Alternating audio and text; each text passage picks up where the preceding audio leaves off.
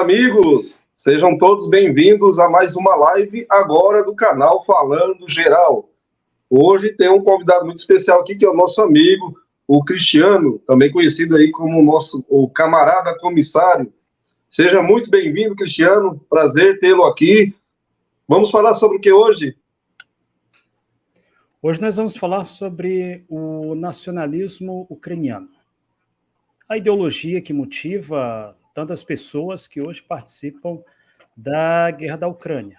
Um professor meu sempre costuma dizer, o professor Kim Zhukov, um professor de história na Rússia, de esgrima, ele sempre diz que quando se tratar de qualquer questão, qualquer que seja ela, qualquer conflito, é extremamente importante estudar filosofia.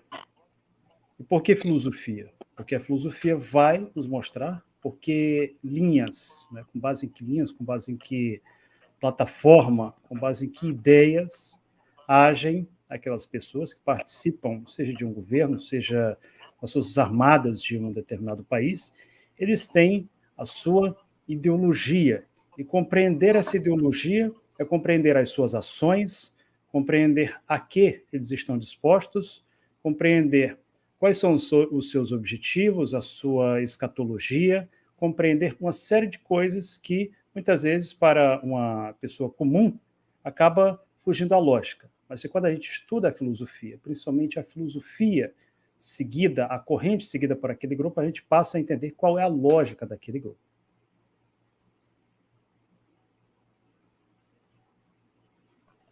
Muito bem, pessoal, vamos aí divulgar nossa live, tem muita pouca pessoa aqui, o grupo lá do canal Falando de Guerra tem quase 1.000 pessoas, só pouquíssima pessoa aqui hoje.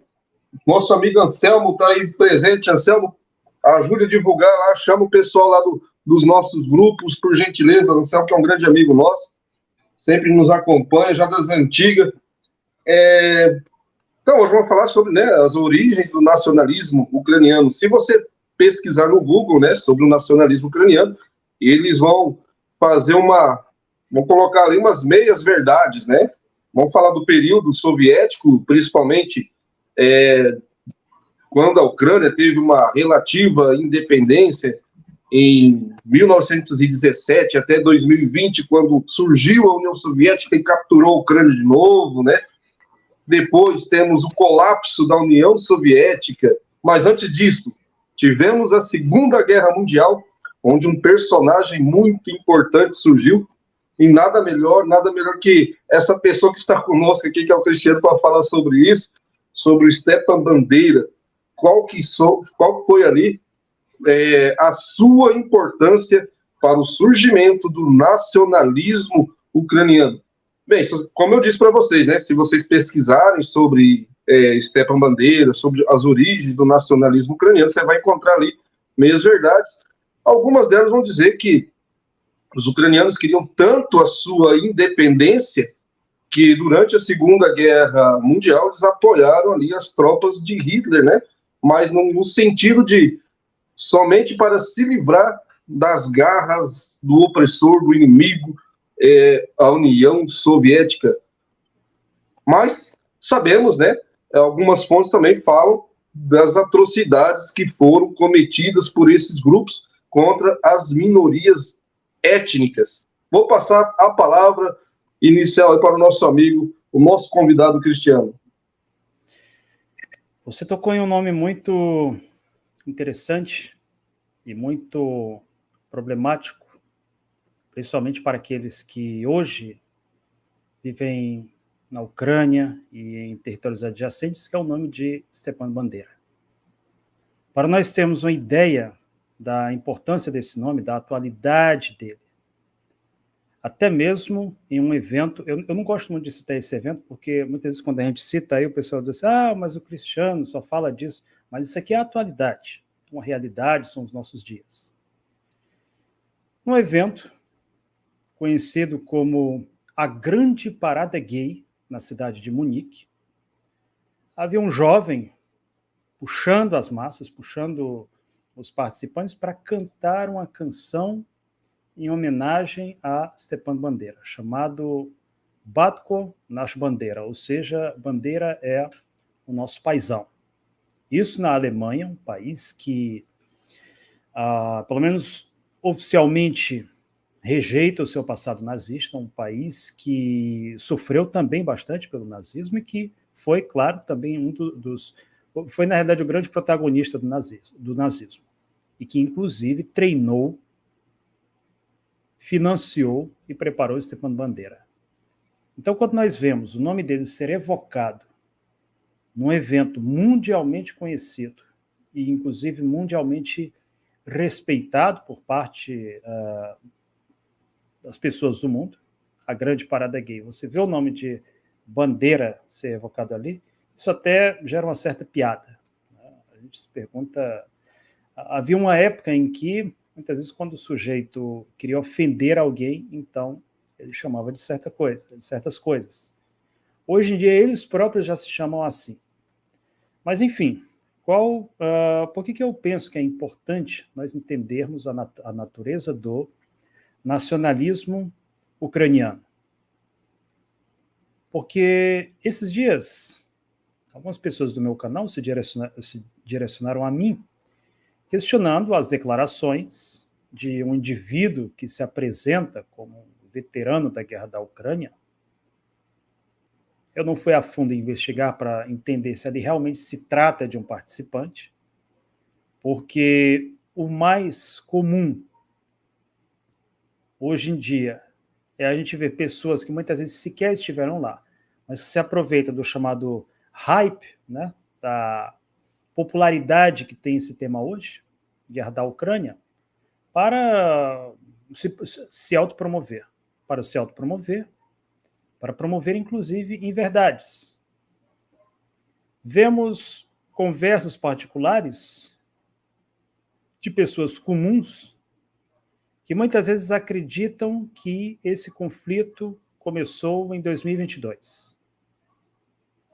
Acordou o presidente da Federação Russa, Vladimir Putin, com uma dor de cabeça, com algum problema pessoal, e resolveu, do nada, simplesmente declarar guerra à Ucrânia. Essa é uma narrativa também muito comum e completamente absurda. Porém, voltando ao caso desse indivíduo, ele aparece em um podcast, que na realidade eu nem sei se realmente é um podcast mesmo, porque também é muito comum que algumas pessoas simplesmente coloquem um microfone como esse aqui, uma mesa bonita e apresenta declarações completamente absurdas, lança disparates e diz que ali é um podcast. Esse indivíduo aparece em uma farda das Forças Armadas Ucranianas, simplesmente negando a ideia de que exista nazismo na Ucrânia. Segundo ele, tudo isso é invenção daqueles que defendem a propaganda russa. E ele até vai mais além, ele inclusive faz ameaças, que segundo ele vai, quando a Ucrânia vencer, é otimista até demais, então ele vai atrás dessas pessoas que estão dizendo que a Ucrânia é um estado nazista. Eu ainda vou fazer um vídeo resposta a esse cidadão, e antes de qualquer coisa eu quero dizer o seguinte, que ele não precisa ir atrás de ninguém. Esse canal está aqui, e o meu canal, Camarada Comissário, está na rede. Está na rede há mais de 15 anos, tratando do tema Ucrânia há muito tempo. Se eu pegar aqui outros trabalhos meus, como, por exemplo, a Página Vermelha, essa questão da reabilitação do nazismo na Ucrânia, eu abordo ela já desde muito tempo. Isso aí é um filme antigo. Então, enquanto o sujeito vai muitas vezes atrás da mandioca, eu já tenho a polenta pronta. Porque esse é um tema no qual eu me aprofundei, um tema que eu estudo há muito tempo, que eu pesquiso, e que o objetivo do meu canal, o objetivo principalmente dessa live, é exatamente compartilhar com quem aqui se encontra os resultados dessa pesquisa. Por que a Ucrânia é um estado nazista? Afinal de contas, eles têm um presidente judeu, eles têm negros lutando nas Forças Armadas, eles têm até travestis nas Forças Armadas, como diz esse barbudão desse podcast. Então, pronto, Aqui está a prova definitiva de que não tem nazismo nenhum na Ucrânia, de que tudo isso é invenção da cabeça do Cristiano, tudo isso é invenção da cabeça do Eduardo Lima, tudo isso é invenção de propagandistas que são pagos pelo Kremlin. Olha, essa semana passada, Nelson, teve um indivíduo, inclusive um indivíduo russo, ele é muito conhecido, tem um canal, fala até muito bem o português, e ele veio me acusar de ser um propagandista do Kremlin. Segundo ele, o Kremlin pagava para fazer propaganda da Rússia. Isso até cômico. Quem dera, se o Kremlin realmente financiasse o meu canal, eu seria o primeiro interessado a mostrar isso aqui, porque seria um reconhecimento. Se você receber o convite, me chama, viu? Me chama também. Com certeza. No dia que o Kremlin chegar aqui e disser, Cristiano, eu vou financiar o seu canal, eu vou patrocinar o seu canal, eu vou botar do dia para a noite 50, 100 mil inscritos no seu canal. Eu ia fazer questão de mostrar isso aí, porque seria o reconhecimento da minha competência. Então, seria uma honra muito grande. Exatamente. Se eu não recebi ainda esse patrocínio, significa que eu tenho muita coisa para fazer. Mas, enfim, o pouco que eu fiz, todo esse trabalho que eu tenho, não tem nada a ver com financiamento político, de político, de Kremlin, de militar A ou B, nada disso. Isso é, antes de tudo, um compromisso com a verdade, que infelizmente é o que está faltando no nosso país. Nosso país não, no mundo, né? Pessoas com caráter, pessoas que realmente têm um compromisso com a verdade, e principalmente no meu jornalístico. Porque o que nós vemos no meio jornalístico é o quê? O que nós vemos é rito, doutrina e mistificação. Temos uma mídia que doutrina as pessoas para acreditar que ali é uma espécie de guerra de orcs malvados contra indivíduos bonzinhos que apenas estão lutando pela sua independência. E aí, como eu ouvi certa vez de um conhecido meu, ele chegava até o absurdo de comparar a independência do Brasil, o nosso processo de independência, com o processo de independência da Ucrânia. Olha só, nós aqui no Brasil lutamos para ficar independentes de Portugal, então a gente também tem que apoiar a Ucrânia, porque a Ucrânia e a Rússia é com o Brasil e Portugal. Então isso aqui é outra simplificação absurda que muitas vezes a gente ouve em conversas, que a gente ouve muitas vezes até mesmo de jornalistas, porque um leigo fala isso, até que dá para entender, dá para relevar.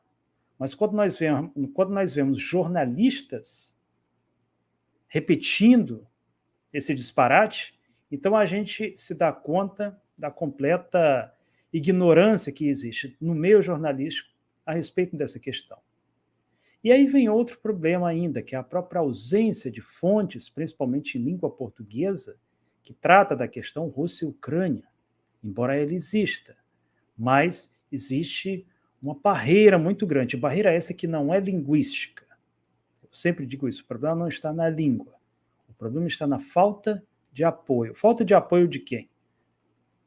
De empresas, de jornais, de blogs, de canais. Falta pluralidade. E falta pluralidade porque, por vezes, há grupos que já foram, de um modo ou de outro, comprados. Nós estamos falando de grupos que muitas vezes recebem o patrocínio de grandes conglomerados. Nós sabemos que, por exemplo, o YouTube ele tem uma política muito repressiva em relação a canais que apresentam um ponto de vista diferente. O próprio Nelson abriu essa live dizendo que tinha monetização, mas que perdeu essa monetização simplesmente porque apresentou um ponto de vista diverso. Então, quer dizer, blogueiros, pesquisadores, jornalistas, até militares, que apresentam um ponto de vista diferente, estão sendo perseguidos. Mas eu não tenho medo desse tipo de perseguição, porque, como eu disse aqui, o meu objetivo é tratar da verdade e compartilhar a minha pesquisa. Bom, então, depois dessa introdução, vamos ao que realmente interessa. Quais são as origens do nacionalismo ucraniano. Você acha que o Bandeira foi o fundador dele, Nelson? Sim? Eu vou deixar para você responder isso aí, mas se não foi ele teve uma inspiração muito grande, viu? Porque eu vou te dizer bem a verdade, o que tentam colocar, né? Você falou muito bem, Cristiano. Vou até colocar na tela para vocês verem. Aí nós vamos entrar nas origens do nacionalismo. Eu fui prejudicado, né? O canal Falando de Guerra, praticamente ele foi silenciado por uma semana, perdi a monetização do canal, isso me desanimou pra caramba, porque são anos de trabalho, anos, né? Não é de... Eu não comecei ontem, não comecei antes de ontem, foram anos. E nesse meio tempo, eu perdi filho, eu perdi mãe, e continuei com o meu trabalho, né? Aí, de repente, da noite para o dia, quando você tenta mostrar algo que a mídia talvez não quer que a gente mostre, é complicado. Olha, eu vou mostrar na tela aqui para vocês o motivo de tamanha indignação que eu tô. E eu tô bolando uma estratégia aqui, Cristiano, vou falar em primeira mão para você, não comentei com ninguém aí, com ninguém mesmo. Eu vou fazer um canal pró-ucraniano e vou ser monetizado e vou ser muito bem pago por isso. Vocês vão ver. É disso que o YouTube gosta, mas eu não vou nem falar para vocês aqui, vou fazer só para mim ser remunerado de alguma forma, porque eu fiquei muito chateado, cara. Eu vou colocar na tela para vocês verem aqui o que eu tô falando, vocês vão entender. Mas ninguém vai saber que é eu, viu, Cristiano? Vou fazer um canal de molecada, como se eu fosse um moleque, sabe? Não vou divulgar para ninguém mesmo. Só vou fazer os vídeos e deixar lá. Vou fazer e deixar lá. Você vai ver o tanto que esse canal vai crescer. Acho que nem o YouTube vai saber que é eu, porque eu estou por detrás dele. Mas eu não vou deixar meu trabalho de anos ser jogado fora.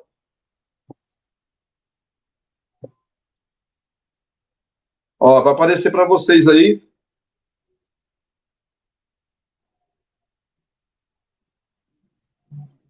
Como o Cristiano está falando, ele tem... Quantos anos você tem seu canal, Cristiano? O meu canal tem há muito tempo já. Eu tenho esse canal desde, acho que 2008. Então, olha só. Eu já tive um outro canal, e nesse outro canal, que era um canal só sobre a Rússia, eu perdi simplesmente que eu falei algumas coisas que não iam de encontro. Mas mesmo nesse canal, no Camarada Comissário, eu postei uma tradução de um desertor das Forças Armadas Ucranianas, um indivíduo bastante controverso, diga-se de passagem, um americano. Uhum. E, tipo assim, não durou nem 24 horas esse vídeo. O YouTube derrubou e ainda mandou uma mensagem para mim dizendo que ele foi derrubado porque ele violava normas do YouTube. Ele não falava especificamente que normas. Ele ainda colocava assim, mas entendemos que você não sabia e por isso seu canal não será penalizado, que foi sorte minha. Agora, por quê? Porque era um desertor mostrando podres das Forças Armadas da Ucrânia. O Eduardo Lima, que também acompanha esse assunto há muito tempo, ele postou esse mesmo vídeo, repostou, e por causa disso teve o canal dele apagado. Ô, Cristiano, que eu quero te mostrar, não sei se você consegue enxergar aí, ó, a data que esse canal foi fundado, esse tal de Agenda Militar aí. Dá uma olhada quantos inscritos ele tem, e olha só a quantidade de vídeos que ele tem. Tem apenas 12 vídeos, cara. 12 vídeos. Sim. Ele alcançou 40 mil inscritos. Ele quase me alcançou. Aí eu vou tirar da tela dele e vou mostrar o Falando de Guerra. Vocês viram aí, né, pessoal? 12 vídeos, 40 mil inscritos. Agora eu vou mostrar para vocês. E outra coisa, o camarada ali começou em 2022.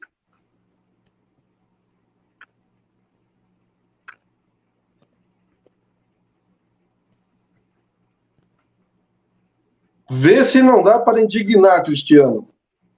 Eu vou dar um zoom para os pessoal, para vocês verem melhor.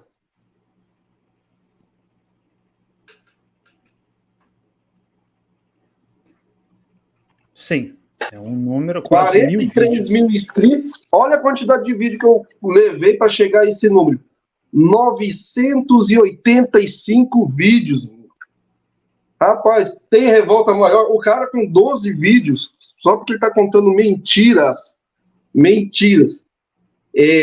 o cara tem quase o mesmo tanto de inscritos e tem praticamente quase o mesmo tanto de visualizações. Então, realmente algo, dois pesos, duas medidas, né, completamente diferentes.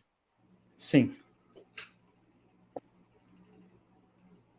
Então, pessoal, só queria compartilhar um pouco da minha indignação com vocês.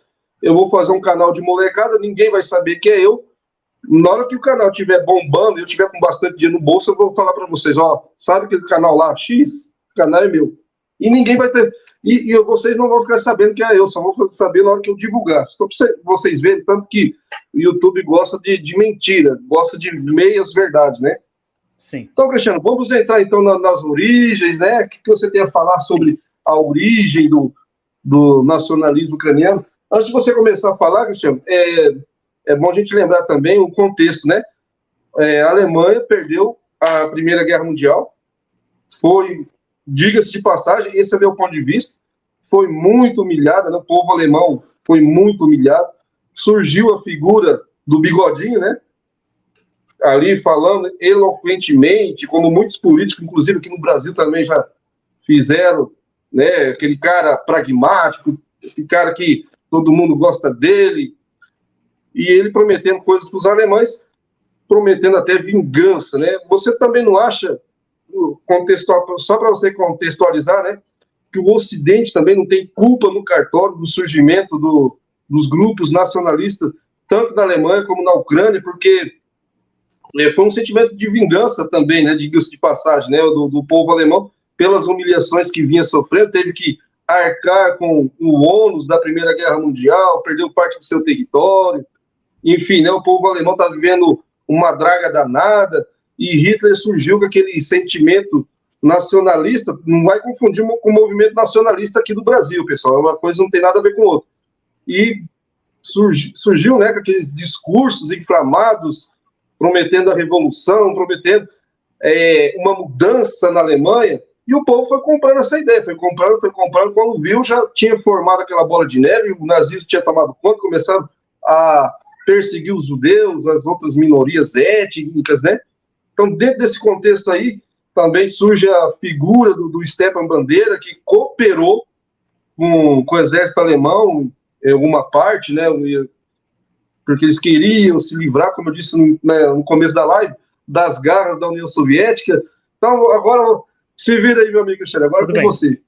Bom, primeira coisa que eu quero que todo mundo aqui saiba é que o nacionalismo ucraniano ele não começa com Stepan Bandeira. A propósito, até perguntaram no chat se ele era ucraniano com esse nome. Sim, ele era ucraniano. Esse Bandeira, ele está relacionado com bandura, que é um instrumento musical do século XVIII, um instrumento musical eslavo, parecido com o bandolino, e de bandura vem o nome bandeira. Existe uma cidade também chamada Bender, na Moldávia, uma cidade com nome parecido. Então, esse nome ele não é um nome estranho aos eslavos. Então, esse bandeira a gente não pode confundir, claro, com bandeira, que inclusive é um sobrenome italiano. Eu digo isso porque eu tenho um amigo que uma vez ele quase ficou reprovado uma vez na faculdade, exatamente em razão do sobrenome dele.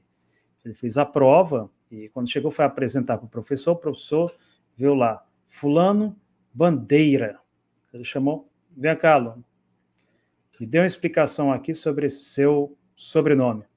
Aí ele explicou que vinha do Brasil, que era de origem italiana e tal.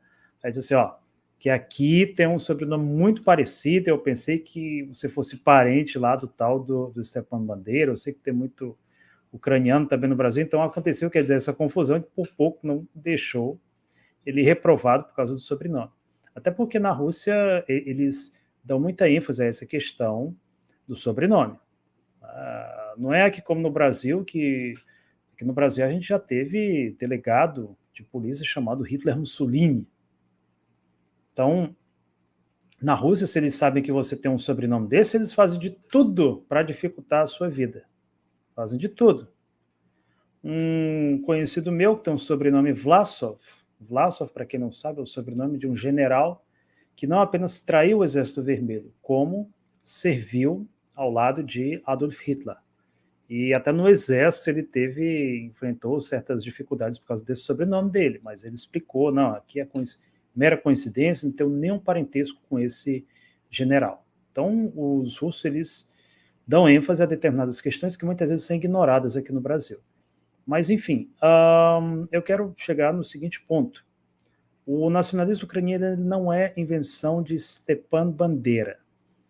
Ele vem ainda do século XIX, de um pensador, de um filósofo chamado Dmitry Dantov. Dmitry Dantov, que por sua vez inspirou-se em teses racistas de um pesquisador chamado Mikhail Grushevsky. Grushevsky e outros pensadores da época dele desenvolveram determinadas teorias raciais para explicar a diferença entre o ucraniano e o russo. Teses, na realidade, pseudocientíficas. Então, isso é muito importante a gente frisar, que surgiu até mesmo antes do nazismo.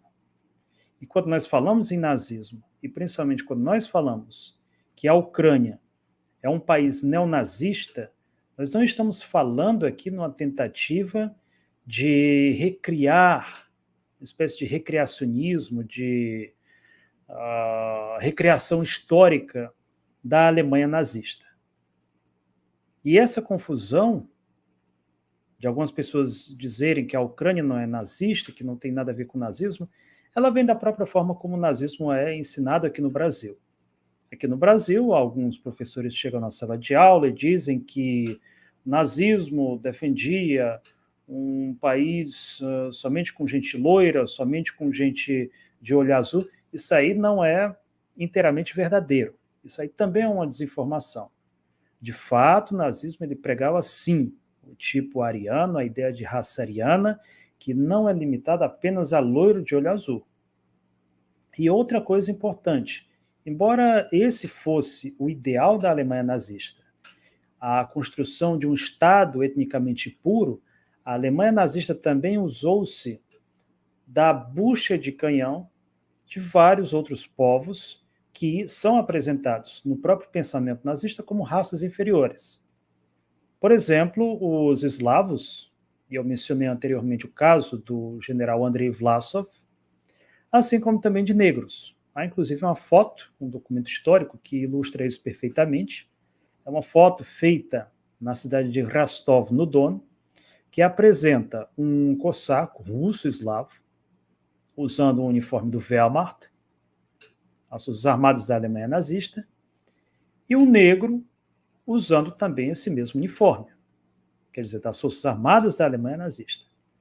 Não vamos esquecer que o nazismo ele recrutou dentre os ucranianos um grande número de colaboradores. Ele, inclusive, incorporou esses colaboradores, a SS, a Schutzstaffel, que era, por sua vez,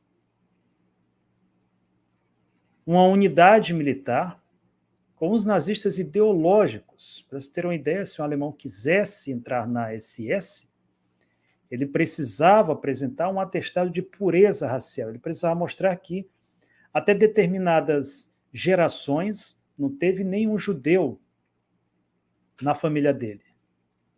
E essa mesma SS aceitou ucranianos. Aceitou ucranianos que formaram os batalhões Roland e Nachtigall, formado por seguidores de Stepan Bandera. Então, quer dizer, quando se diz que, por exemplo, a Ucrânia é nazista porque tem negro nas Forças Armadas, mas o Terceiro Reich também tinha negro nas Forças Armadas. Da África, do norte da África, de regiões do Oriente Médio, indianos, pessoas de origem túrquica, de olhos puxados. Todas essas pessoas, se você for fazer um evento de recreação histórica e colocar ali um negão com a roupa da Alemanha nazista, não tem nenhum absurdo nisso. Porque você também teve essas pessoas. Claro que também não era em qualquer unidade, era em determinadas unidades específicas. Então, onde que eu quero chegar? Esse argumento de que a Ucrânia não é nazista porque tem negro lutando nas Forças Armadas ucranianas, isso é um argumento absolutamente furado. Quando se diz que a Ucrânia não é nazista porque teve judeus, porque tem judeus lutando nas forças armadas ucranianas e porque Zelensky é judeu. Vamos lembrar que o Terceiro Reich também teve judeus dentre os seus generais e até marechais. Então, quer dizer, é claro que isso não era a regra, mas foi encontrada uma brecha para que essas pessoas pudessem atingir aos objetivos defendidos pelo Estado nazista alemão. Agora imagine se alguém chega e diz que Hitler não era nazista porque dentre os seus subordinados havia negros e judeus. Seria uma afirmação completamente absurda, seria um completo disparate, e as pessoas iriam dizer que esse indivíduo não passa de um ignorante. Só que quando alguém chega e diz que a Ucrânia não é nazista porque tem um presidente judeu, porque tem negro atuando na Legião Internacional, essas pessoas estão mostrando o quê? Essas pessoas estão mostrando uma completa ignorância. Quando nós dizemos que a Ucrânia é um Estado neonazista, nós não estamos falando em recreacionismo histórico do nazismo.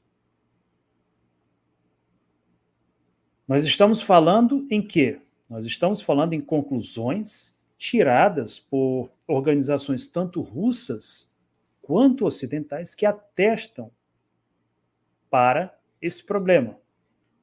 Por exemplo, a Freedom House, que é abertamente pró-americana e pró-ucraniana, denunciou esse problema ainda em 2020.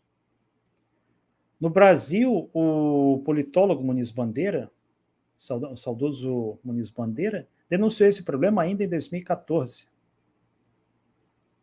Como neonazistas são apoiados por ONGs estrangeiras na Ucrânia, na revista Carta Maior. Em 2014, quer dizer, no mesmo ano ainda, o grande jornalista brasileiro José Arbex Júnior denunciou a presença de neonazistas apoiados por ONGs não ucranianas que insuflam ódio contra a Rússia. Em 2015, nós tivemos um maravilhoso relatório da CISEMO, que é uma ONG de monitoramento eleitoral, um relatório de 256 páginas sobre a existência de organizações neonazistas e de extrema-direita que atuam na Ucrânia e têm como curadores representantes de órgãos de segurança, polícia e forças armadas, além do SBU. Produzindo, a partir desse relatório, um livro chamado Extremismo na Ucrânia, que inclusive existe disponível em inglês no site da publicdiplomacy.su. Em 2014, o psicólogo político Stanislav Buchok escreveu mais um trabalho sobre isso, que em inglês ficou conhecido como Neonazis and Euromaidan, ou seja, os neonazistas e a Euromaidan, que é um livro que trata exatamente desse mesmo problema. Essa mesma questão é de conhecimento, inclusive, de atores hollywoodianos, como, por exemplo, da atriz Mila Kunis, que nasceu na Ucrânia, é radicada nos Estados Unidos, e ela comentou sobre o bullying que ela sofreu na infância por causa da origem judia dela. E quando ela fez essa crítica, a fala dela foi seriamente criticada por deputados antissemitas ucranianos, incluindo a ultranacionalista Irina Farion, que ironicamente a propósito, seria cômico se não fosse trágico, de origem judia. Essa mesma Irina Farion é uma senhora, tem inclusive vídeos disso na internet, que ela aparece nas escolas, jardim de infância, dizendo que as crianças não devem ter apelidos russos, devem ter apelidos ucranianos. Ela chega para um jovem chamado Mihail, que é o equivalente de Miguel, e ela pergunta para ele, qual é o seu nome? E ele fala, né, que a gente diz, meu nome é Misha, que também significa ursinho, ou ursão em russo. E ela diz assim, Misha, não, você não é Misha, porque isso aí é o urso malvado que come as pessoas na floresta. Você tem que ser Mihailó. Quer dizer, isso é uma ideologia que já é empurrada para as crianças desde a mais tenra idade. Em 2014, o documentário Ukraine on Fire trata do mesmo problema da glorificação do nazismo e do bandeirismo na Ucrânia. Em 2014, o Graham Phillips, que é o único cidadão do mundo sancionado pelo seu próprio país, jornalista britânico Graham Phillips, ele tem uma série de sanções pelo governo do Reino Unido, onde ele nasceu, por denunciar atrocidades e crimes de guerra contra civis, não combatentes no Donbass. E temos, claro, ONGs, como é o caso do Instituto de Política Jurídica e Defesa Legal e da Liga Jurídica Antifascista, da doutora Irina Bereshnaya, um relatório de mais de 90 páginas sobre violações sistemáticas dos direitos humanos, totalitarismo, discriminação e racismo na Ucrânia para a Organização das Nações Unidas e a OSCE. Ou seja, isso aqui é uma vasta gama de documentos que trata do problema hoje. Nós iremos tratar de como esse problema surgiu para que nós possamos entender a raiz de onde vem toda essa ideologia, de onde vem essa sede de sangue das forças ucranianas, do nacionalismo ucraniano, o seu desejo de matar mais e mais russos. Bom, tudo isso começa no século XIX, como eu mencionei anteriormente, quando a Rússia ela tinha disputas políticas. A Rússia, nessa época, é muito importante frisar, ela não era a União Soviética no século XIX, ela não era a Federação Russa. Não havia um Putin sentado no Kremlin. Aliás, o Kremlin sequer era a sede do poder russo nessa época. A sede do poder russo no século XIX encontrava-se em São Petersburgo, no Palácio de Inverno. Porém, esse Império Russo ele tinha os seus rivais geopolíticos, os seus vizinhos rivais. Estamos falando de titãs do século XIX, como o Império Austro-Húngaro, o Kaiser alemão, e, claro, a posteriori, né, mesmo estados, como já falando em século XX, nós temos estados como a República de Weimar, a Alemanha nazista e os Estados Unidos. Todos esses poderes, todas essas potências entendiam uma coisa que Sun Tzu, grande general chinês, ensinou há milhares de anos, que é, se você quiser atacar um feudo inimigo, então você tem que começar por dentro desse feudo inimigo. Você tem que começar por dentro dele. Você tem que procurar os traidores em potencial, todas aquelas pessoas que possam causar uma crise interna, um incômodo, que possam causar problemas para que esse país entre em uma crise, em uma guerra civil, num conflito interno, ou seja, num golpe palaciano, e o exército rival, o país rival, possa tirar proveito daquela situação. E foi exatamente isso que aconteceu no século XIX, quando o Império Austro-Húngaro, quando o Império Alemão viu em uma parcela da população que se encontrava tanto na Rússia quanto em seus próprios territórios, em especial no Império Austro-Húngaro, como uma oportunidade para fundar, a partir de fora, um movimento nacionalista, um movimento que iria exigir a secessão de parte do Império Russo. Parte essa que seria chamada de Ucrânia. Nós podemos dizer que as primeiras ideias sobre uma excepcionalidade do povo ucraniano, ela data de meados do século XIX e das atividades de uma irmandade conhecida como Irmandade de Cirilo e Metódio. Cirilo e Metódio, para quem não sabe, são os criadores do alfabeto cirílico, mas que essa irmandade não tem nada a ver com isso, porque Cirilo e Metódio viveram há praticamente milhares de anos atrás, enquanto que essa irmandade ela surgiu em meados do século XIX. E foi exatamente essa irmandade que criou o mito da alteridade dos ucranianos, sobre camponeses com um espírito livre, diferentes dos russos que seriam escravos, servos do imperador. Então, Depois, nós teríamos um segundo ideólogo, criador da chamada História da Ucrânia Racialmente Correta. Ele escreveu volumes de livros, uma série de livros que fundamentou, no qual ele tentava fundamentar a existência de um povo ucraniano enquanto um povo, inclusive, racialmente distinto dos russos. Esse pensador se chamava Mikhail Grushevsky. Foi exatamente Mikhail Grushevsky que tentou, de todas as formas, fundamentar a ideia de que os russos eram, na realidade, bárbaros asiáticos, os sucessores da horda mongol, e os autênticos ucranianos seriam os verdadeiros eslavos. Seriam europeus que sempre lutaram para manter a Europa livre desses bárbaros asiáticos, que afastaram os descendentes de Chinguiz Khan e assim mantiveram uma Ucrânia racialmente pura.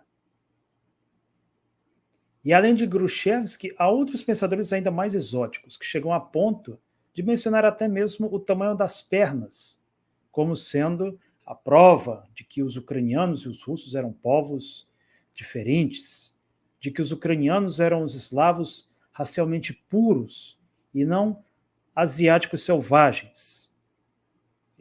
Ele delegou essa aparência, essa função aos russos. Então, é muito importante, Nelson, a gente entender que tudo isso acontece ainda no século XIX. Nós aqui estamos falando em século XIX, nós não chegamos no século XX e nem nas atrocidades ainda do nazismo. Nós aqui chegamos ainda na figura de Stepan Bandeira. Entretanto, foram lançadas as sementes, foram lançadas as bases do que viria a ser mais tarde o chamado nacionalismo ucraniano. E é muito importante a gente entender que, diferente de processos como, por exemplo, Brasil e Portugal, não se trata de um sentimento, não se trata de uma ideologia que nasceu como expressão de um povo querendo ganhar a independência. Não. É um movimento, uma corrente que surge fora da Ucrânia, e que surgindo fora da Ucrânia, detalhe, uma Ucrânia que ainda nem existia, é um sentimento que surge fora das fronteiras do que hoje é a Ucrânia, que surge no Império Austro-Húngaro, que surge no Império Alemão, e que eles tentam, quer dizer, através dessas teorias, justificar a secessão, quer dizer, a separação de parte do Império Russo, para que assim eles pudessem enfraquecer o seu inimigo geopolítico. Então, isso é a coisa mais importante que a gente precisa saber e que, de início, já por tabela, derruba completamente esse mito de que é a mesma coisa que Brasil e Portugal. Não, não é a mesma coisa que Brasil e Portugal. Por quê? Porque o movimento pela independência do Brasil, ele começa aqui no Brasil. Ele não é algo criado fora do Brasil, não é algo que os ingleses incentivaram ou patrocinaram. Não, é algo que começa aqui no próprio Brasil e que, convenhamos, foi um processo bastante exótico, quando a gente vê o filho do rei de Portugal declarando a independência de sua ex-colônia. Mas, enfim, isso aí já é outra discussão. Então, o nacionalismo ucraniano ele é um fenômeno externo, ele é um fenômeno que foi levado de fora para dentro do Império Russo, patrocinado, financiado, incentivado, encorajado pelas grandes metrópoles europeias.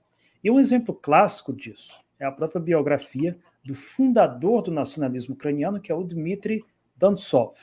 O Dmitry Dantov, eu consultei 2 interessantíssimos trabalhos sobre ele, para trazer essas informações que eu estou trazendo aqui, que é um livro originalmente em russo, chamado Ukrainsky Nacionalism na Службе Запада, o nacionalismo ucraniano a serviço do Ocidente, e a obra sobre o nacionalismo ucraniano do professor Trevor. Trevor é um pesquisador canadense, é canadense, se não me falha, se eu não estiver enganado, escreveu a primeira biografia completa do Dmitry Dantsev em língua inglesa. Ele tem um trabalho importantíssimo, participa de círculos acadêmicos, é um pesquisador do nacionalismo ucraniano. Então, o que a gente vai saber fazendo uma pesquisa sobre o Dmitry Dantsev? É que quando ele tinha 40 anos, ele participou de vários movimentos radicais. Inclusive, ironicamente, até chegou a participar de alguns movimentos de esquerda, mas se iludiu com eles, viu que eles não apresentavam o que ele queria. Ele chegou a receber financiamento do Império Austro-Húngaro e da Alemanha, além de apoiar o Ataman Skoropadsky, eu vou falar dele mais adiante, e conseguir ao mesmo tempo também se tornar o oponente dele. Então, o Dmitry Dantsev, ele nasceu na cidade de Melitopol, do Império Russo, em 1883. Essa cidade de Melitopol, se nós lembrarmos de algumas notícias do ano passado, vamos lembrar que é uma cidade que fazia parte da Ucrânia e que hoje encontra-se sob o controle russo. Na cidade de Melitopol havia, inclusive, ruas em homenagem ao Dmitry Dantsev, que foram, a propósito, recentemente renomeadas para o nome do Pavel Sudoplatov. Pavel Sudoplatov foi um agente de inteligência soviética que combateu os nacionalistas ucranianos, inclusive fora da Rússia. Então... Ô, Cristiano, sim. Desculpa te interromper. Só para fazer algumas pontuações. Vocês estão chegando agora, pessoal, vamos deixar o like aí. Isso ajuda bastante o canal, que está em desenvolvimento ainda. Está muito pequeno, está nascendo agora praticamente. Vamos dar uma força para esse canal aqui. Então, Cristiano, podemos ressaltar o seguinte, né, que o nacionalismo ucraniano ele vem bem antes de Stepan Bandeira. Podemos dizer que vem até mesmo antes do próprio Hitler, e é um movimento que veio de fora para dentro, ou seja, não nasceu exatamente dentro da Ucrânia, né, mas os países europeus ali, que compunham os impérios que você citou muito bem. Tem como a gente dizer assim, esse é o pai, porque assim, o Stepan Bandeira, digamos que foi o maior fomentador, né? Todo mundo que fala em nacionalismo ucraniano vai lembrar dele. Mas tem um nome Bandeira... que você pode destacar, não, mas foi esse que foi o cara. Sim, nós podemos dizer que Dmitry Dantsev foi o pai do nacionalismo ucraniano, e Bandeira, o seu fomentador, o homem de ação do nacionalismo ucraniano. Nós podemos apresentar as coisas dessa forma. E é até interessante, eu ainda vou chegar no Bandeira, é muito interessante a forma como ele próprio surge enquanto liderança no movimento nacionalista ucraniano. Mas aqui voltando para o pai do nacionalismo ucraniano, que é o Dmitry Dantsev.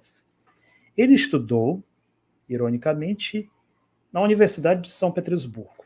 A Universidade de São Petersburgo, a mesma universidade onde estudaram nomes como Lenin, onde estudaram nomes como, se não me falha a memória, o Pilsudski, acredito que também chegou a estudar na Universidade de São Petersburgo, onde estudaram muitos intelectuais, tanto de direita quanto de esquerda, que viriam fazer história na Rússia. Quer dizer, aparentemente quem estudava nessa universidade estava fadado a um destino impressionante, digamos assim.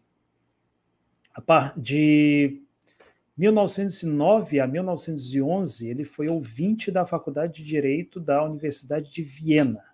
Então, quer dizer, aí ele sai de São Petersburgo e vai para Viena. Viena também é uma cidade muito interessante. Em Viena você teve os grandes nomes do século XX do continente europeu passaram por Viena. Lenin, Stalin, Freud, Hitler e muitos outros, todos passaram por Viena e frequentaram ambientes muito próximos até. A partir de 1911, ele passou a viver em Lvov. Lvov, ou Lviv, pela escrita ucraniana. Então, ainda em 1911, ele percebeu uma coisa que já se mostrava inevitável: uma guerra mundial, uma participação da Rússia e da Áustria-Hungria em lados diferentes. Então, ele, enquanto visionário, ele já esperando por essa guerra mundial, faz o quê? Ele pede aos ucranianos que se isolassem da Rússia e que ficassem ao lado dos oponentes, ou seja, ao lado dos alemães e dos austríacos. Alguém pode se perguntar, por que o apoio aos nacionalistas ucranianos não veio do Reino Unido, não veio dos Estados Unidos? Primeiro porque os Estados Unidos, no início do século XX, era um anão em termos de política global. Eles não tinham esse poder que eles têm hoje na Europa. O Reino Unido tinha outros interesses, mais voltados para a sua expansão na Ásia Central.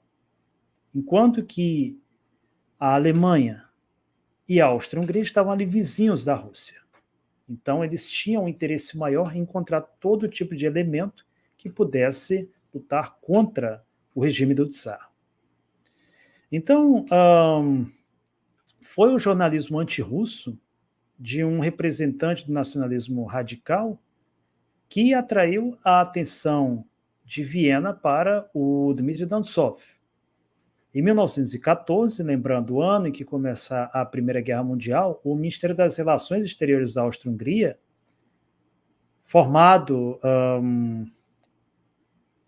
ele chamou os ex-emigrantes do Império Russo para criar uma organização chamada União para a Libertação da Ucrânia.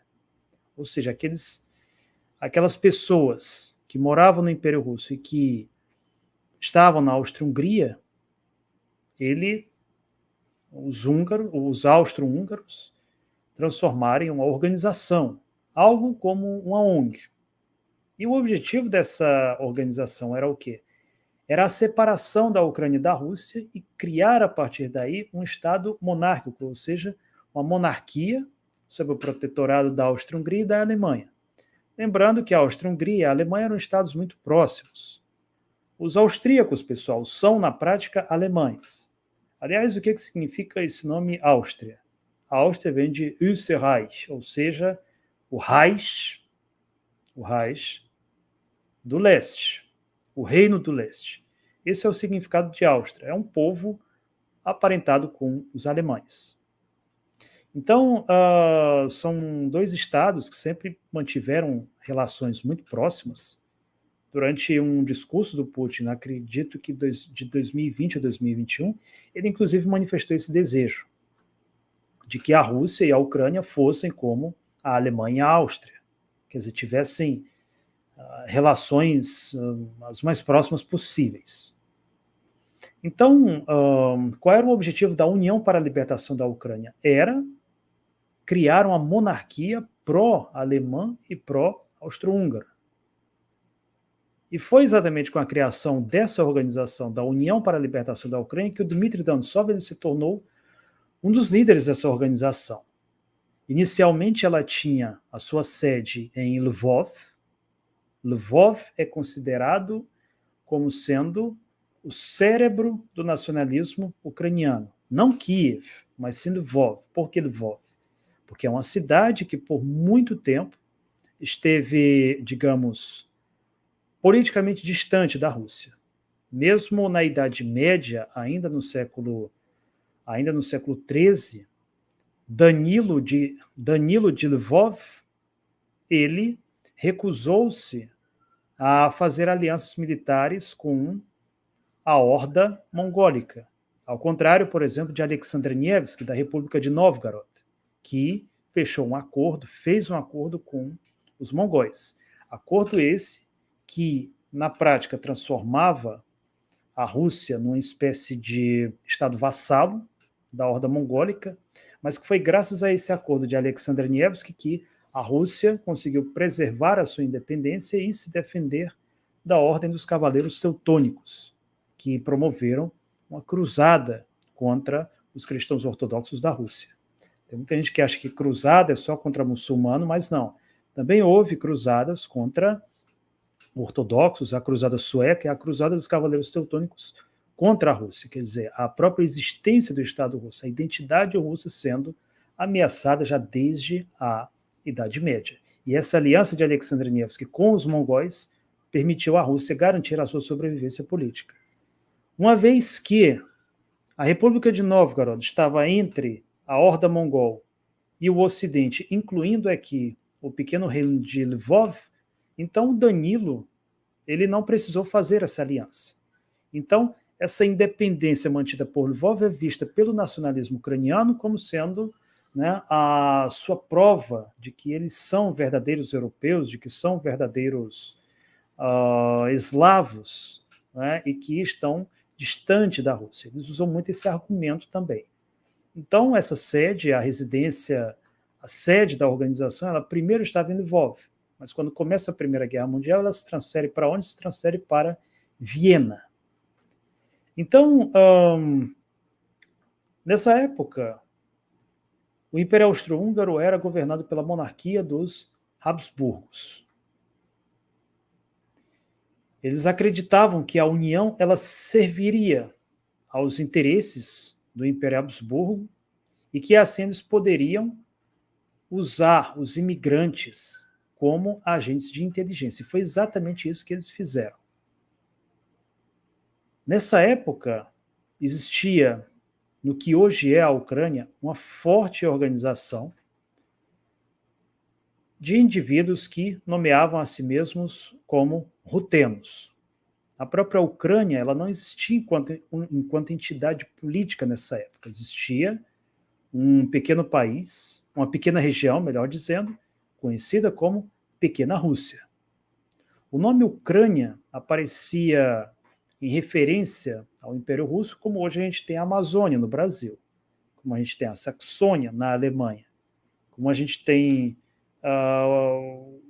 Texas nos Estados Unidos, enquanto uma região, mas não enquanto uma nação, enquanto um estado. Existia a Pequena Rússia. A noção de Ucrânia nasce exatamente por força do nacionalismo, por força dessa união.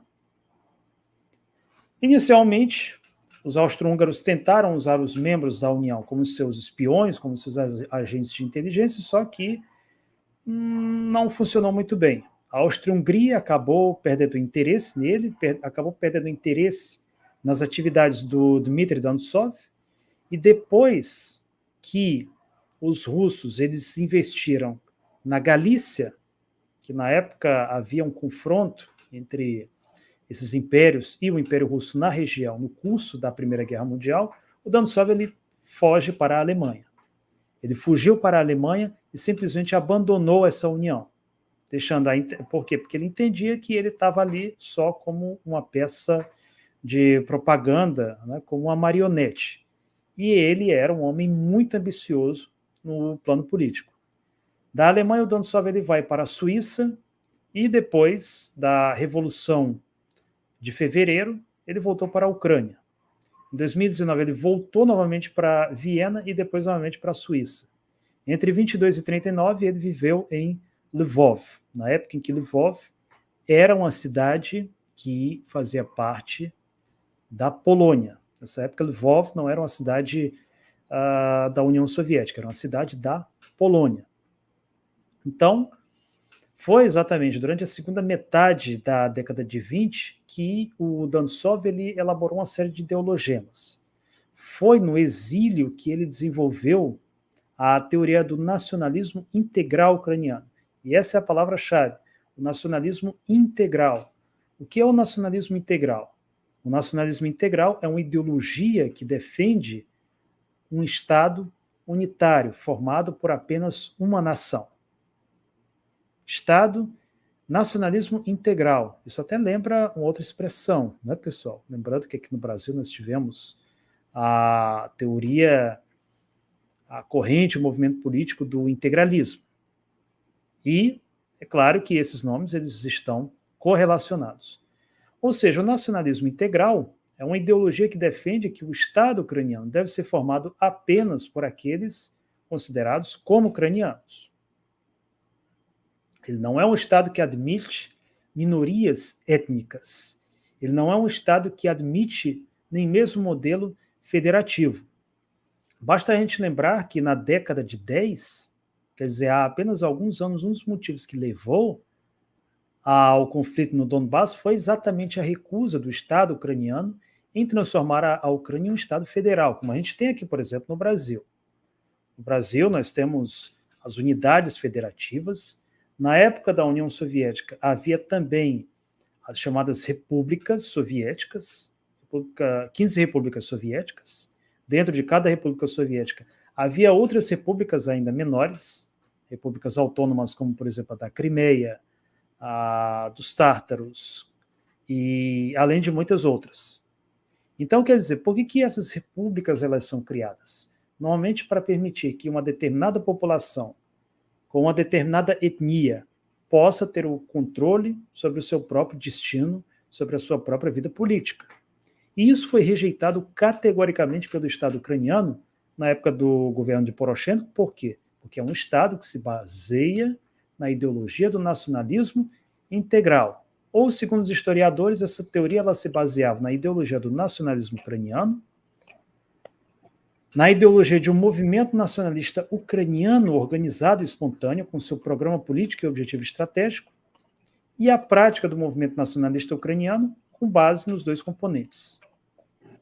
A doutrina de Dantzow, ela dizia que a relação dentro de uma nação ela é determinada pela sua divisão em castas. Então, para ele, à frente da nação deveria haver uma minoria com a iniciativa.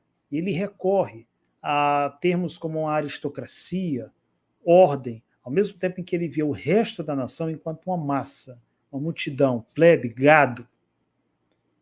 Ou seja, o nacionalismo ucraniano ele é uma ideologia, por sua essência, elitista. Não se trata de uma ideologia popular, uma ideologia que visa o bem geral do país, não. Ele acredita que deveria existir uma aristocracia com um espírito, que teria, por sua vez, todos os benefícios, e que essa aristocracia do espírito deveria carregar consigo toda a massa, todos os demais ucranianos. Então, tem até um trecho da obra do Dantzow, na qual ele escreve o seguinte: ele fala numa espécie de brigada de assalto, um destacamento de escolhidos, uma ordem que deve moldar seus membros a partir de uma massa especial. E é exatamente esse mesmo princípio de ordem, de tropas de assalto, que mais tarde vão servir de base para o suprassumo do partido nazista, o NSDAP. Foi exatamente esse princípio de ordem que foi adotado pela organização dos nacionalistas ucranianos muito antes do surgimento do próprio nazismo. Cristiano? Sim. Então, dentro de tudo isso que você está dizendo, podemos dizer também que esse nacionalismo, então, ele não surgiu das massas, né, e foi atingido a elite, surgiu da elite de cima para baixo também, tentando arregimentar, digamos assim, a massa, né, tentando comprar o povo comprasse essa causa. Exatamente, Nelson. Exatamente, e ele ainda e um ponto muito curioso da obra do próprio Dantzow é que ele deixa isso, ele expõe isso de forma muito clara, de forma aberta na obra dele. Não é uma coisa que foi... dizer também, Cristiano, que esse nacionalismo sempre teve um alvo, né? Desde que você falou dos séculos passados, parece que o alvo dele sempre foi o povo russo, digamos assim. Ele sempre via uma barreira ali, uma intriga com os russos, sempre quiseram dominar os russos. Como eu lembro que na Alemanha, né, nazista, eles... Lembro não, né? A gente estudou, sabe que eles pregavam muito isso sobre o povo escravo, que seria ali o povo do leste, seriam os russos, né, o povo soviético. Era um pensamento de Hitler, né? Tanto é que ele focou mais suas ações na União Soviética do que nos aliados. E também há relatos de quando eles capturavam os soviéticos, né, os russos principalmente, o tratamento era quando eles pegavam soldados da Grã-Bretanha, dos Estados Unidos, o tratamento era outro, né? Já existia uma espécie de ódio contra o povo russo. Podemos dizer também que é uma guerra existencial, essa operação militar especial, acoplando tudo isso que você falou nos dias de hoje. Isso também é reflexo de tudo que ocorreu no passado, né, Cristiano? É um reflexo que vem desde lá de trás, com essa antipatia, com esse nacionalismo extremo, né, pregando sempre o povo russo como vilão. Os russos, em contrapartida, vê isso como uma séria ameaça ao seu povo.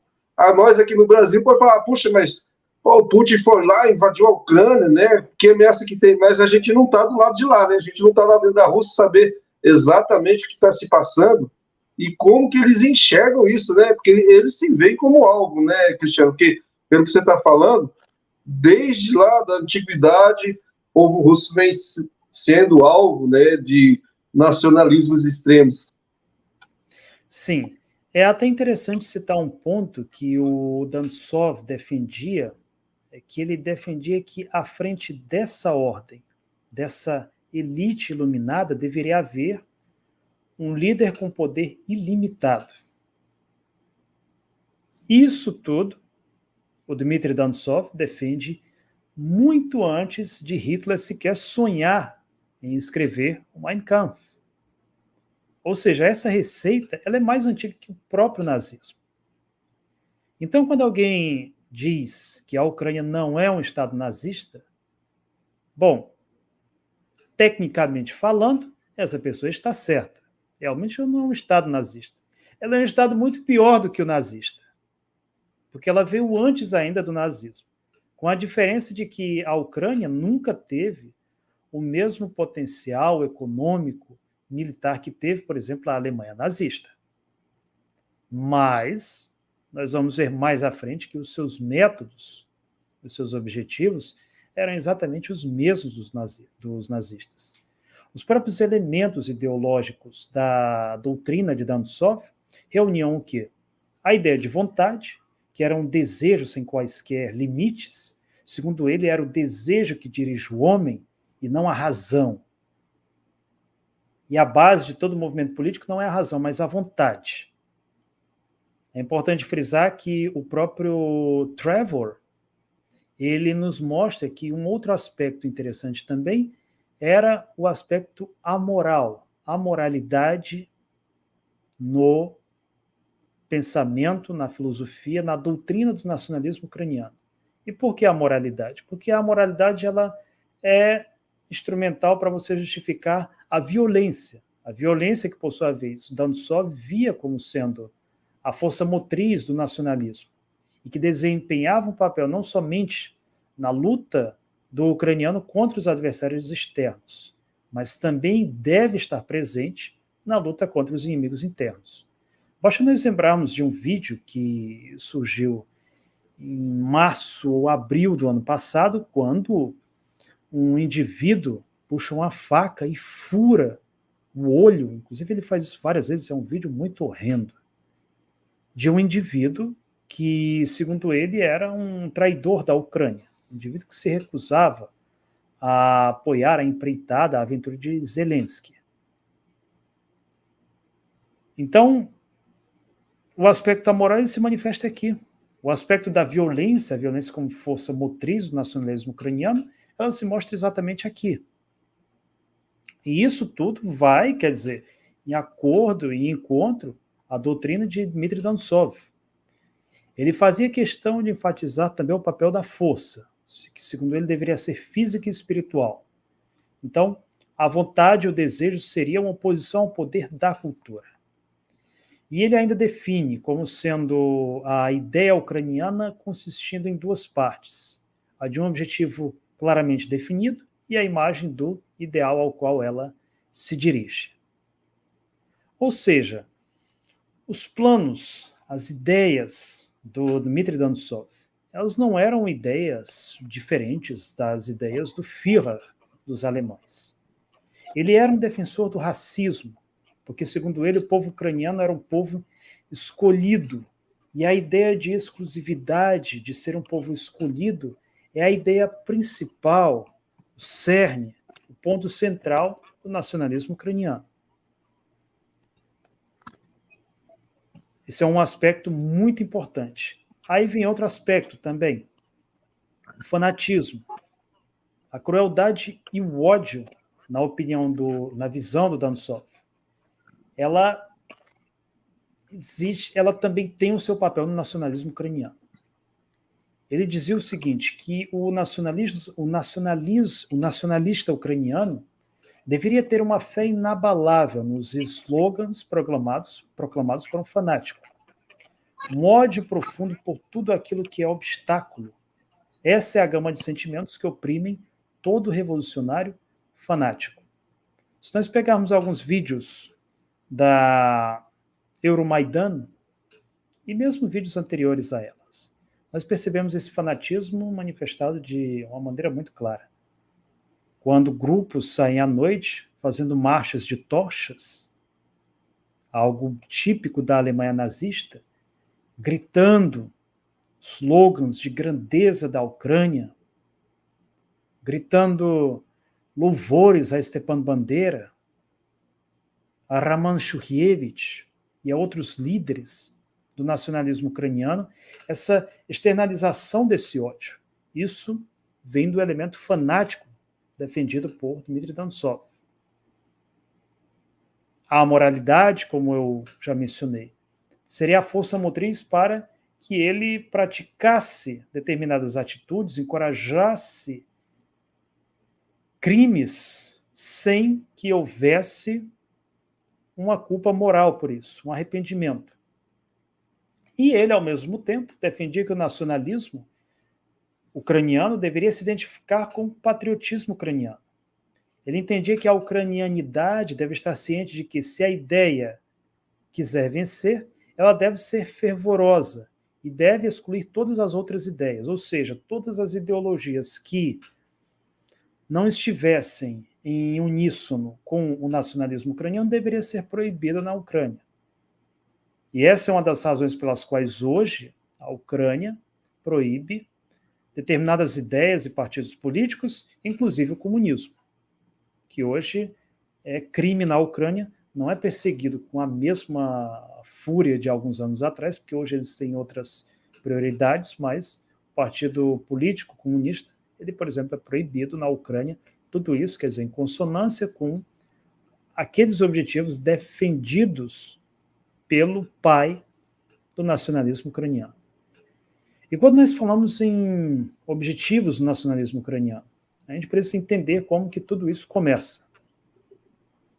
Ainda no século XIX, houve uma luta contra os povos que moravam na Ucrânia histórica, um povo conhecido como ruteno.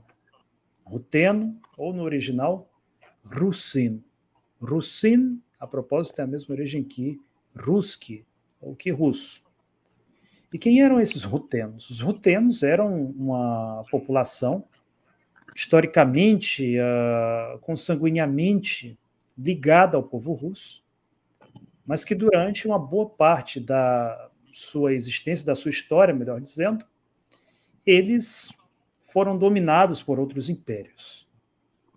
Então, eles acabaram recebendo essa herança cultural, mas, ao mesmo tempo, eles eram um povo muito famoso pela sua simpatia pela Rússia. A ponto de, em 1882, as autoridades austríacas terem organizado um julgamento no caso de uma figura pública ruteniana chamada Olga Grabar. Ela foi acusada de alta traição por causa da simpatia dela pela Rússia. E quando isso aconteceu a ela, a Olga, vários representantes da comunidade rutena no Império Austro-Húngaro foram acusados de incitar a simpatia pela Rússia, de difundir a repulsa pelas instituições políticas austríacas e principalmente pela Igreja Uniata. A Igreja Uniata, para quem não conhece, é uma igreja que existe no oeste da Ucrânia. Há centenas de anos ela fazia parte da igreja, ela tinha comunhão com a Igreja Ortodoxa Russa. Só que após o domínio da Polônia, para conseguir um favorecimento por parte das autoridades polonesas, eles fizeram o quê? Eles romperam com a Igreja Ortodoxa Russa, sendo por isso considerados cismáticos, tentaram ingressar em Roma, juraram inclusive lealdade ao Papa, mas, segundo o próprio Vaticano, isso é um discurso inclusive do Papa Francisco, os uniatas não têm comunhão com Roma. Alguns chegam a chamá-los de católicos orientais, e eles se apresentam com muita frequência assim. Só que é uma igreja que, na prática, eles têm muitos adeptos, mas que eles nem têm comunhão com a ortodoxia russa, nem têm comunhão com a Igreja Católica Romana. E que ela foi, aliás, uma instituição muito importante na própria formação da chamada identidade ucraniana em separado da Rússia. Então, quer dizer, o caso dessa senhora, da Olga Grabar, ela acabou sendo um gatilho para uma perseguição generalizada contra os rutenos que se encontravam no Império Austro-Húngaro. Com a Primeira Guerra Mundial, eles usaram uma suposta falta de lealdade da população rutena, uma suposta traição, melhor dizendo, da população rutena, como um pretexto formal para usar uma política de terror. E esse terror, ele não incluía apenas uma intelectualidade rutena, mas também camponeses comuns que professavam aquelas ideias de unidade com a Rússia. E é exatamente aí que começa o primeiro movimento envolvendo o terror dos nacionalistas ucranianos. Os primeiros alvos deles são exatamente a população rutena.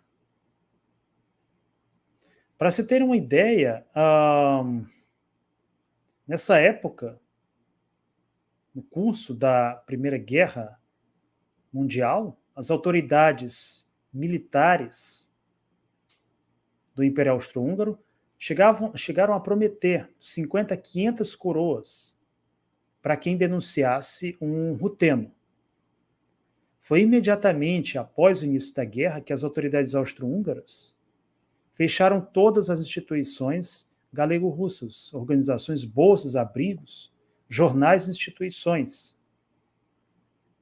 Todas as propriedades dos rutenos foram submetidas a saques e destruição.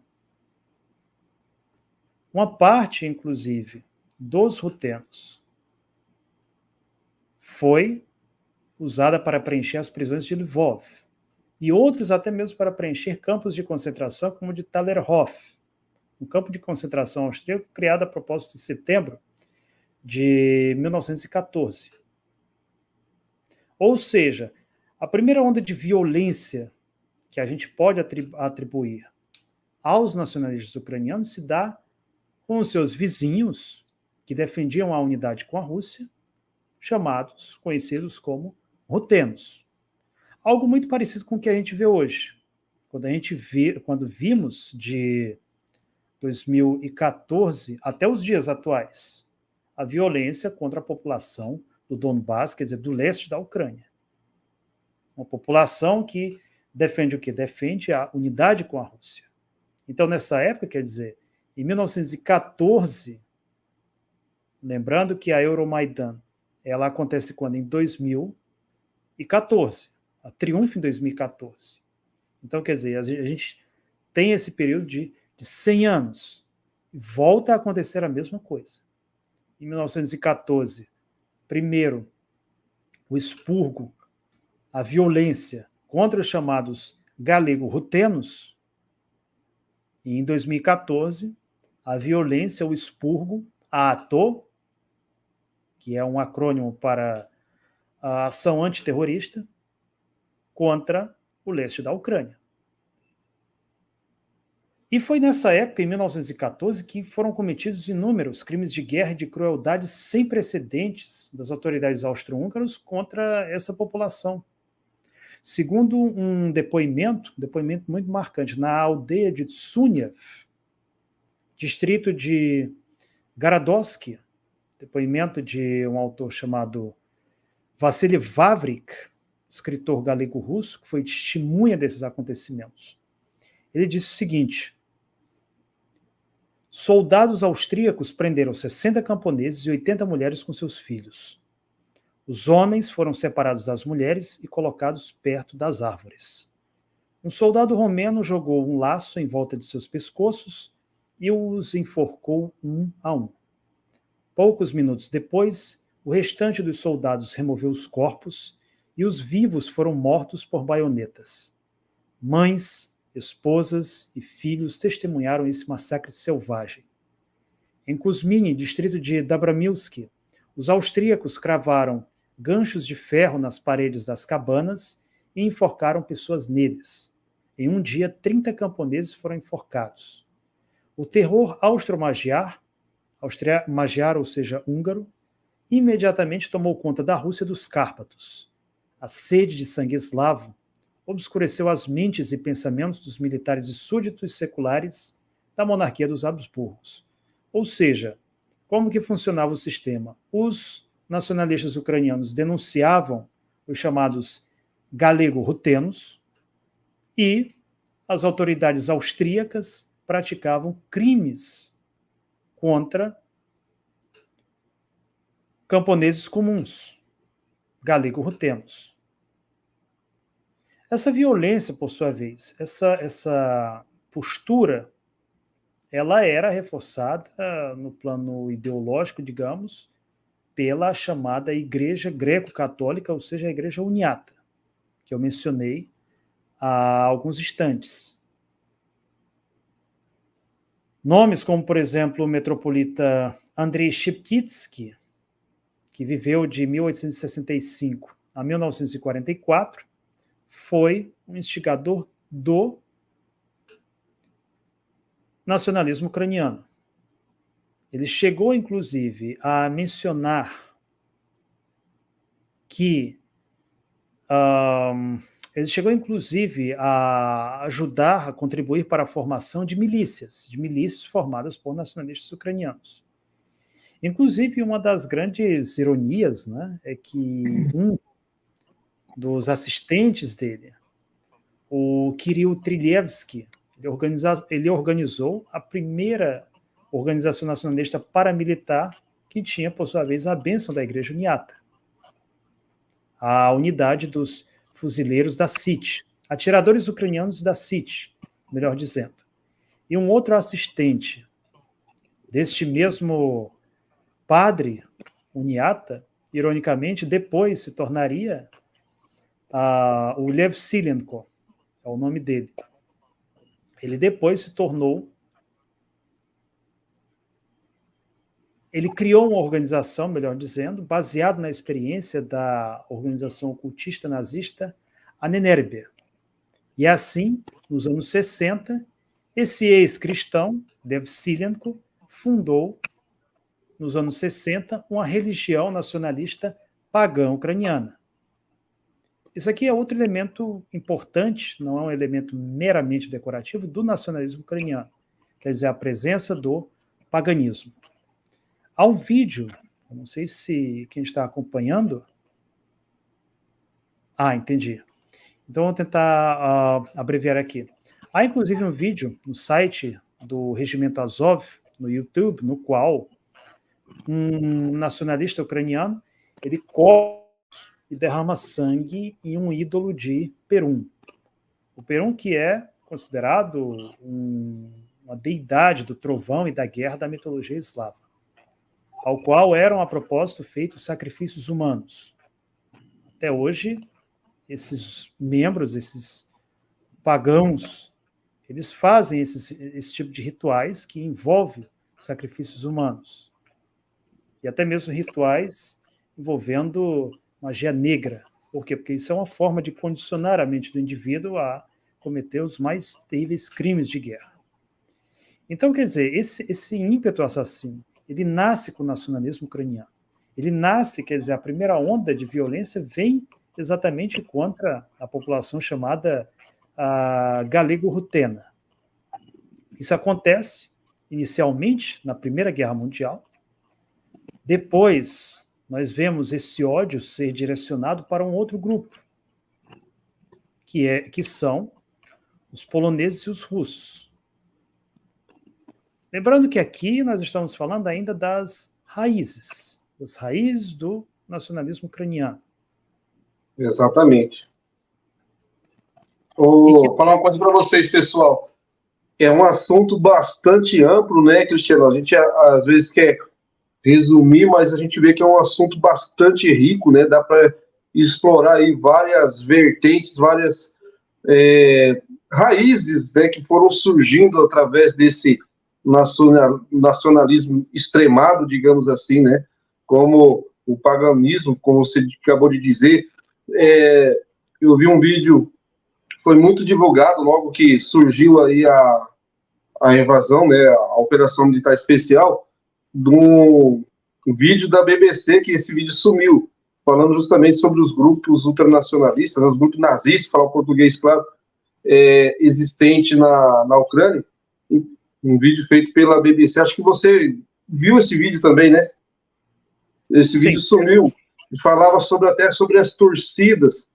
Então, o que nós vamos fazer? Como o assunto está bastante longo, pessoal, já chegamos a quase 1h30 de live. Se o Cristiano topar, a gente ainda, semana que vem aqui, a gente faz uma parte 2, né, abordando uns assuntos da Segunda Guerra para cá, ou falar sobre os batalhões específicos que estão lutando, ou que estavam, né, porque muitos já foram dizimados, ou parcialmente dizimados, né, com essa Operação Militar Especial. Mas, pessoal, vocês querem fazer algumas perguntas para a gente poder encerrar? O Guilherme tinha feito uma pergunta aqui, Cristiano. Durante a Primeira Guerra, Kiev pertenceu ao Império Russo, correto? Os ucranianos, basicamente, de Kiev, apoiaram a Tríplice Aliança? É o seguinte, Guilherme, a primeira parte está correta. Kiev pertencia ao Império Russo. Porém, falar em ucranianos de Kiev, quer dizer, indivíduos que se consideravam ucranianos em Kiev, isso é muito difícil. O ucraniano, ele era, em regra, aquele indivíduo do campo.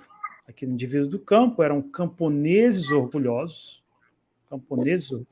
que foram vistos exatamente por essa intelectualidade, por homens como Dmitry Dantov, e principalmente pelo Império Austro-Húngaro, como seus futuros carrascos, os seus futuros garotos de recados, ainda, quer dizer, no curso da Primeira Guerra Mundial.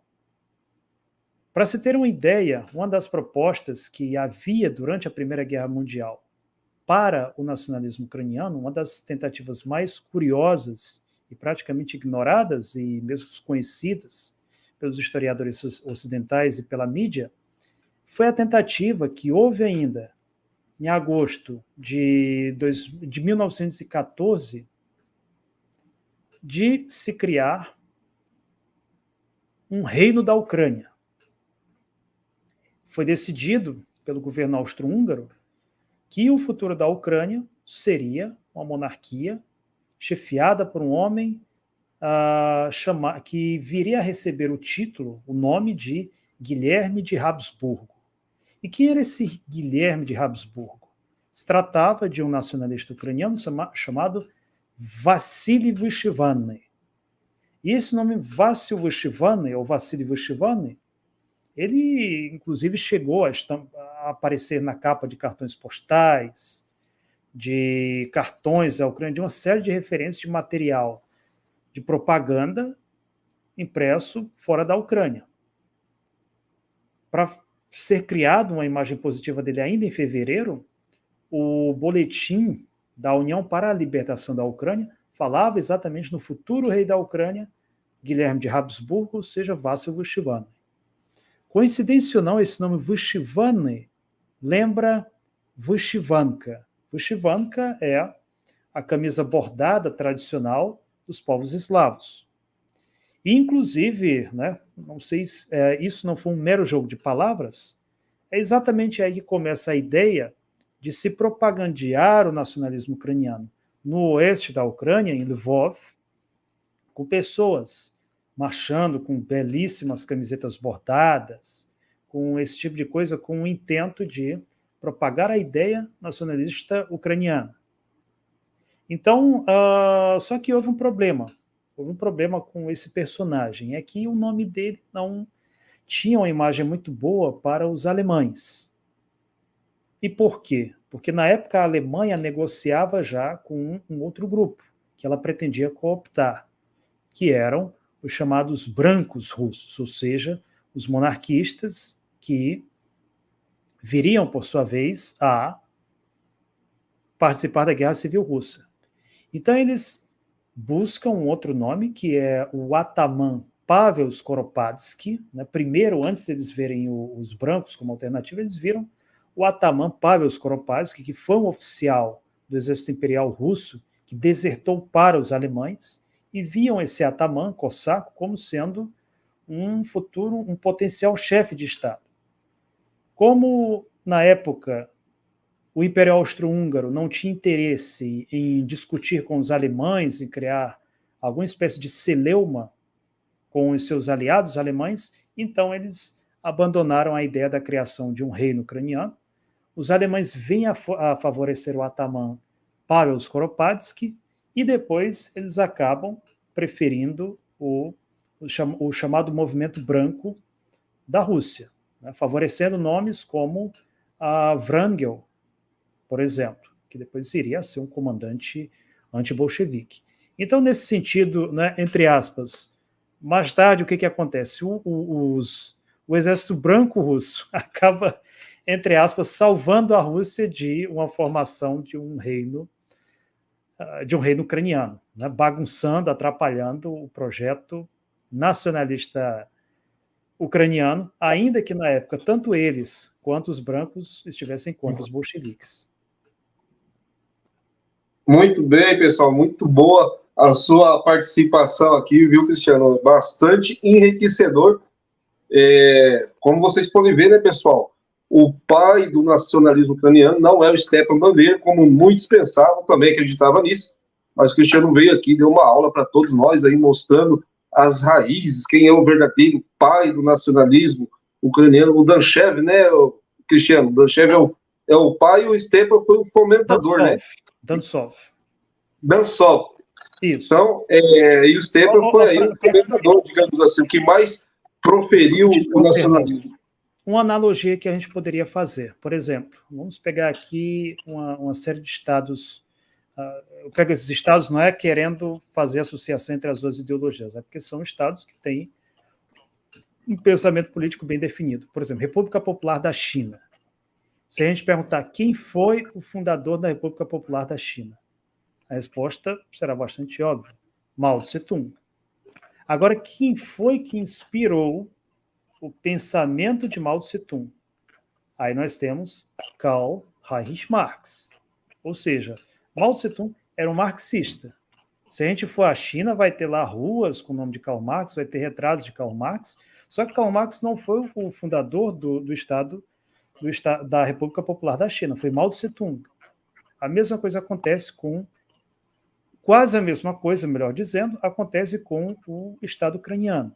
Nós tivemos Dmitry Dantsev como sendo o pai do nacionalismo ucraniano e Bandera como sendo o pai do Estado ucraniano. Só que essa construção ela também é problemática. Por quê? Porque, na verdade, Bandera não fundou nenhum Estado ucraniano. O que Bandera fundou foi o quê? O que Bandera fez foi assumir uma organização que já havia sido, inclusive, fundada, e a gente pode falar disso em outros vídeos. Essa organização ela perdeu seu líder, que foi morto por um agente do KGB. Bandera, por na época ser muito jovem, assume o controle dessa organização, começa a Segunda Guerra Mundial, os alemães ocupam boa parte da Ucrânia e precisavam de forças que exercessem ali o papel de polícia de ocupação, e também como a organização terrorista que intimidasse todo tipo de guerrilha antinazista. E aí o que acontece? A organização de Stepan Bandera exerce exatamente esse papel. É verdade que Bandeira, de um certo modo, ele defendia a fundação de um Estado ucraniano, mas os alemães não gostaram dessa ideia. Não, a história é essa de Estado. A gente aqui não está dando armas a vocês para fazer Estado nenhum. Vocês vão fazer aquilo que for determinado pela gente. E é exatamente nessa época que Bandeira é colocado num campo de concentração especial, campo de concentração e não campo de extermínio, onde ele tinha as suas regalias, onde ele foi, inclusive, a deixar esse campo para ir até Berlim, e ele foi, sim, um líder do movimento colaboracionista, do movimento antissoviético, mas não um estadista propriamente dito. Quer dizer, nem isso ele foi. Ele foi aquele cara que simplesmente jurou lealdade à Alemanha nazista, que quando a Alemanha nazista é derrotada, ele vai atrás de outros patrocinadores internacionais. Ao contrário, por exemplo, do Andriy Melnik. Andriy Melnik era um germanófilo, ele entendia que a Ucrânia, ela, quando formada, deveria seguir aquele modelo alemão para assim se desenvolver. Ao passo que para o Bandeira ele não tinha isso de alemão, não. Podia ser alemão, podia ser americano, canadense. O importante era que aquele movimento ali estivesse dando força ao movimento nacionalista ucraniano, que é exatamente o que hoje o Estado ucraniano faz, né? Espremendo ali a Europa com limão para conseguir dinheiro, para conseguir armas, espremendo os Estados Unidos, a Austrália como um limão, fazendo toda uma dramatização para, no final das contas, chegar o Zelensky agora no encontro em Viena, né? Parecido um garoto, coloquei, quer dizer, ali uma camiseta que não é nem farda militar, todo mundo ali muito engravatado e tal, e só ele ali com aquela camiseta para ficar aperreando por dinheiro, né? O Zé Pidão, como ele também é conhecido por aí. Exatamente. Então, como vocês veem, pessoal, o assunto é bastante rico, né? E o Stepa Bandeira, querendo ou não, acabou se tornando símbolo de tudo isso aí, né, Cristiano? Mas é um assunto para a gente abordar nas próximas lives. Pessoal, quero aqui agradecer vocês. Se vocês quiserem a parte 2, ó, já vão colocando aí. Eu quero a parte 2, não pode de qualquer forma. O Cristiano já está convidado, viu, Cristiano? A bola está com você para vir semana que vem aqui a gente continuar esse assunto que é bastante interessante. Então, quem está chegando agora, pessoal, acompanha depois aí, volta a live do começo, que com certeza vocês vão aprender muito.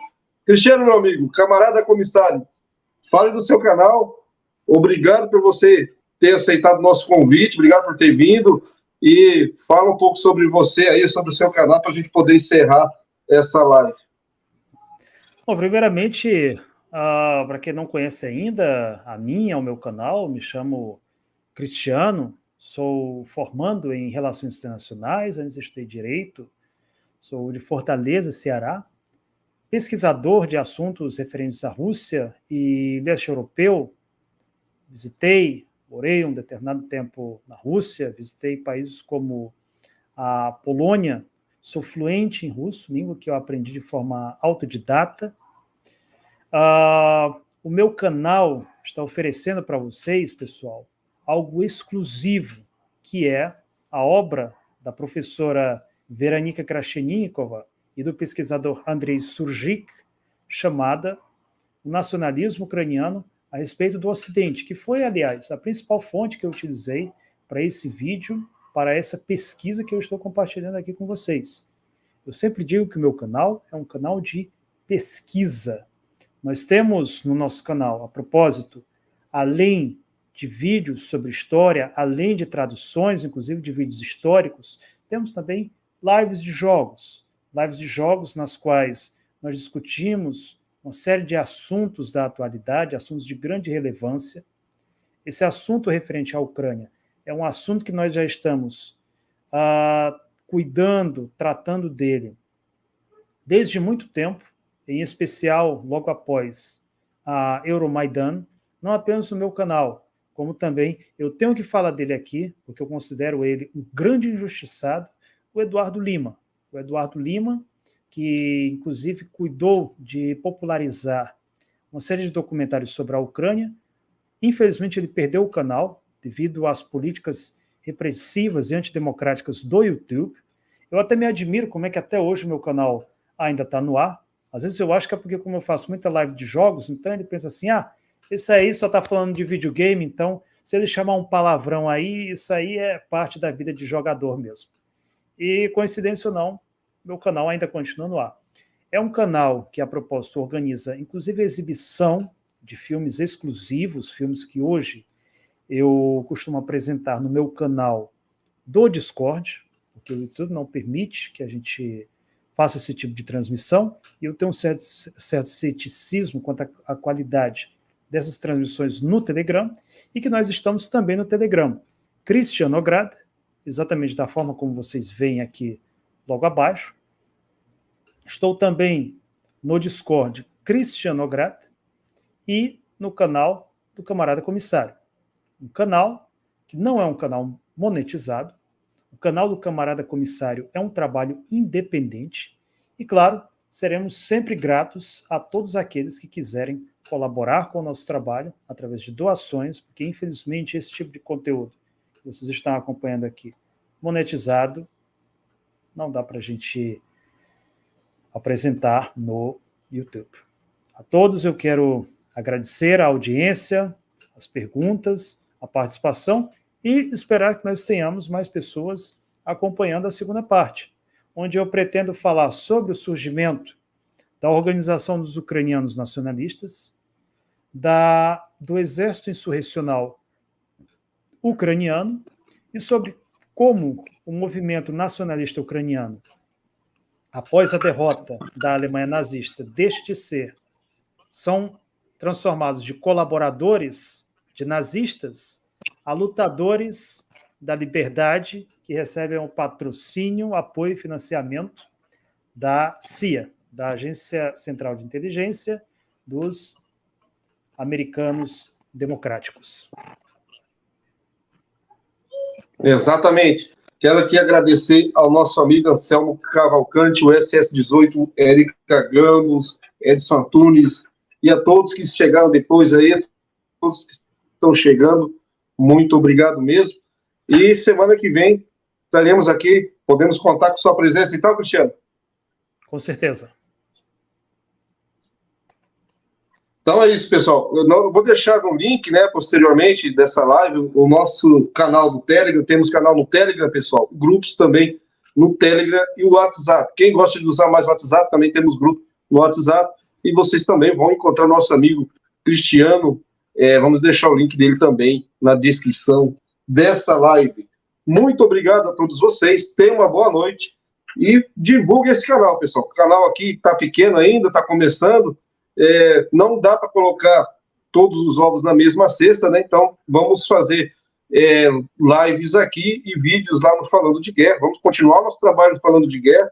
Muita gente conheceu nós através de lá. Não vamos abandonar o canal, mas vamos priorizar as lives aqui, tá bom, pessoal? Então, divulgue esse canal aqui, que tenho certeza que vai crescer bastante. Um forte abraço a todos e até a próxima live.